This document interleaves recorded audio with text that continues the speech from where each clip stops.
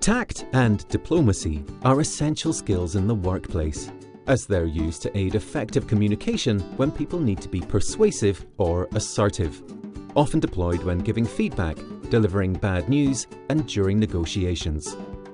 But what exactly are tact and diplomacy? Often used interchangeably, both involve skills centered on understanding other people, demonstrating sensitivity towards their opinions, ideas, and feelings. According to Isaac Newton, tact is the art of making a point without making an enemy, while David Frost describes diplomacy as the art of letting someone else have your way. In other words, using compassion and empathy to hold often difficult conversations without causing offence, while recognizing that everyone is entitled to a different perspective. So why is it important in the workplace? Well, as we work with a broad range of people every day, it's vital that we're able to carefully navigate the different social situations by balancing our own needs with those of others, as this demonstration of diplomacy strengthens relationships, builds mutual respects, and leads to a positive outcome for both organizations and individuals. It's particularly important when addressing difficult situations, as major disputes can damage employee morale, impact productivity, and potentially lead to legal action. So, what can you do? Well, due to the unpredictable nature of relationships, it can be difficult to understand and recognize the appropriate behavior for each situation. It's therefore recommended that you focus on your preferred outcome by clearly defining your expectations. Although, as a successful diplomatic outcome requires a win-win result, be prepared to compromise.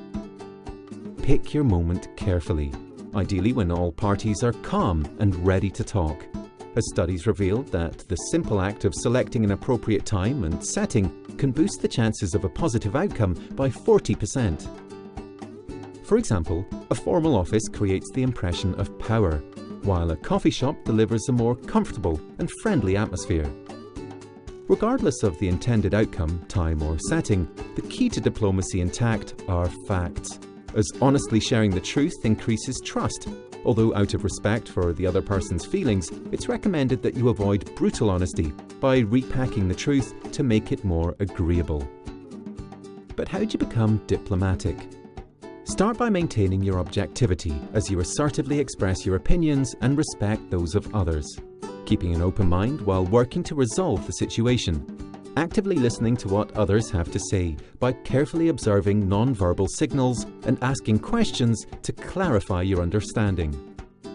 Think before you speak, choosing your words carefully so you don't say something you'll later regret. Avoid gossip and rumours by asking if what you have to say is accurate, helpful, and kind. And if others make negative comments about you, take the high road, correcting the rumour, changing the subject, or if necessary, remove yourself from the situation, hitting the pause button until you can get your emotions in check. Before entering the conversation, consider what objections your opinion could raise by putting yourself in the other person's shoes to understand their perspective.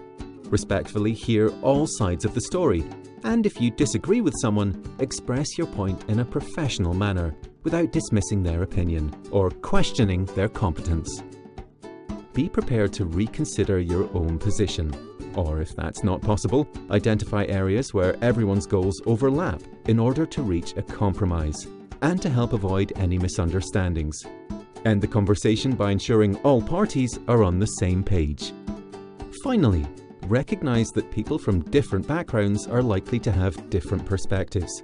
So try to be aware of any cultural differences, as faux pas, even those as simple as a misinterpreted gesture, can have serious consequences, potentially damaging relationships, morale, and productivity.